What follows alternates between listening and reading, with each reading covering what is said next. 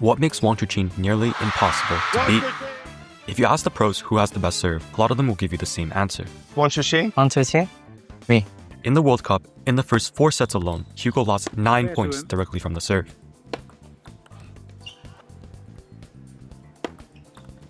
And the issue is, even if you make the receive, but its placement is high or long, then Wang will hit you with the forehand half long. Or backhand flick. Go down to the wire. And even if you survive the third ball, well... So Wang's strengths lie in the serve to receive phase, the third ball openings with the forehand half long or backhand flick, and his ability to rally close to the table. But he isn't unbeatable. We've seen him lose to Ma Long in the 2024 World Cup, to Hugo in the 2025 World Cup, and to Harimoto in the WTT Yokohama. To beat Wang, you need to limit his strengths through changes in either the serve, receive, or rally phases of the game. Ma Long infamously used the reverse pendulum against Wang in 2024. But why the reverse pendulum? The first reason is that it's a hard to receive serve.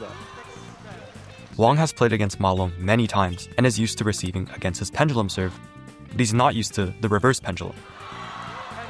Saves a game point.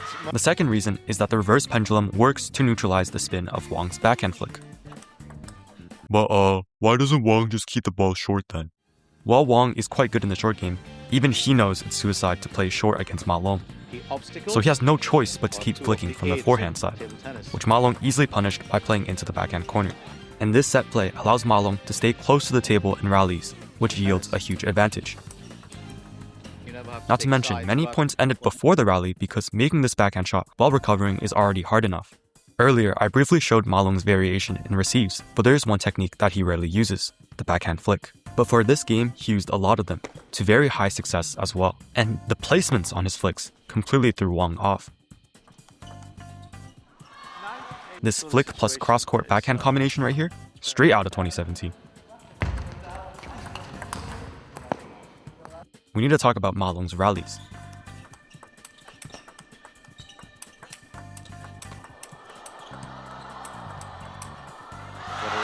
If you've watched this game, then you'll notice that Ma Long plays very differently from usual in the rallies. Rather than focusing on power, he played for control and placement, targeting especially this wide forehand angle.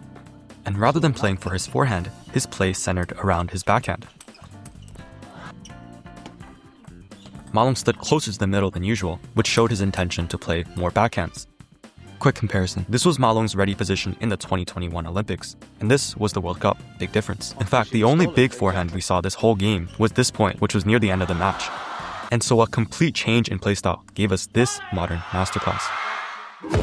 A year later, a new challenger would take on Wang, Hugo Calderano.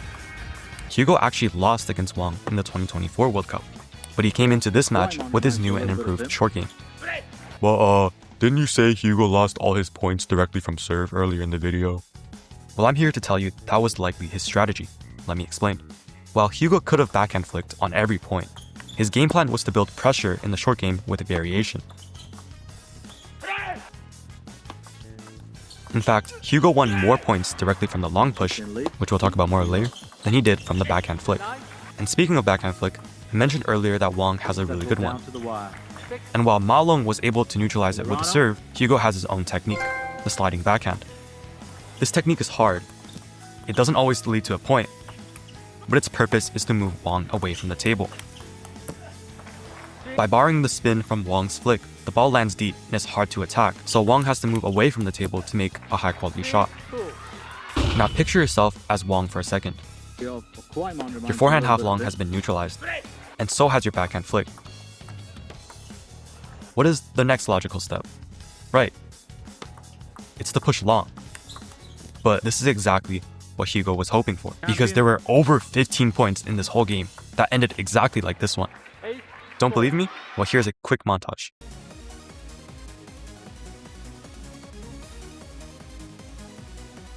All in all, Hugo completely outplayed Wang in the third ball. The rally phase is something Hugo didn't make changes for, because when in form, he is better than Wang in the rally.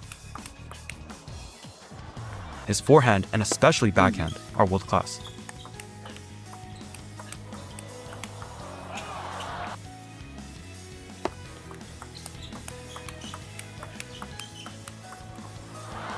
And I have to just mention Hugo's ability to play chops and loop far from the table are simply world. Holy, looking like Simone out there.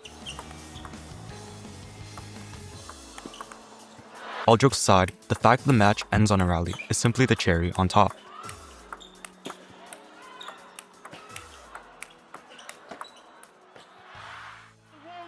On to the next game. Harimoto played against Wang in the final of the 2025 WTT Champions Yokohama. What a mouthful. These two have a long history together, but the last time Harimoto won was all the way back 3 years ago in the 2022 World Team Championships. And so that begs the question, why does Harimoto have such a hard time playing against Wang? If you've watched Harimoto play, you know his strength lies in rallying on this backhand diagonal, playing close to the table and controlling pace. But watch what happens against left-handers. Well, this same backhand line is into their forehand, which makes it impossible for him to rally. And so this game is going to revolve around defending against Wang's forehand. And at first, it seems like Harimoto will try playing this game by rallying far from the table. But if you look closely, you'll realize Harimoto's real change is through his receives. What do these 2 points share in common with the last one? That's right, Harimoto isn't even trying to keep the ball short.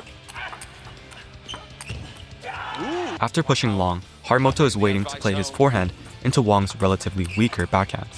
And this point at 10-5 shows the full tactic, where he actively backs off in order to create space for his forehand. But Wang doesn't have to loop into his forehand though. Well, when he tries that, it leaves his forehand wide open. And a common theme by now is that this wide forehand area is precisely one of his weaknesses.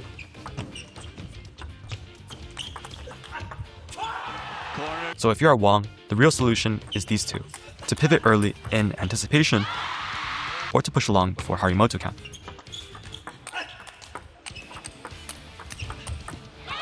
And with these changes, it looked like Wang was coming back into the game. But in the 5th and 6th set, Harimoto stopped playing as many long pushes and started playing backhand flicks. And these placements reminds me of a certain someone.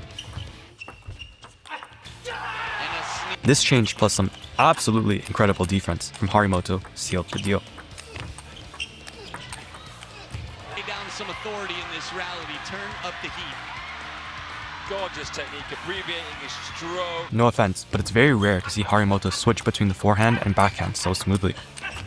This was definitely a well-deserved win. So what do you think? Will Wang defend his title in the 2027 World Champs? Let me know your thoughts in the comments down below. I'm T-Flix, and I'll see you next time.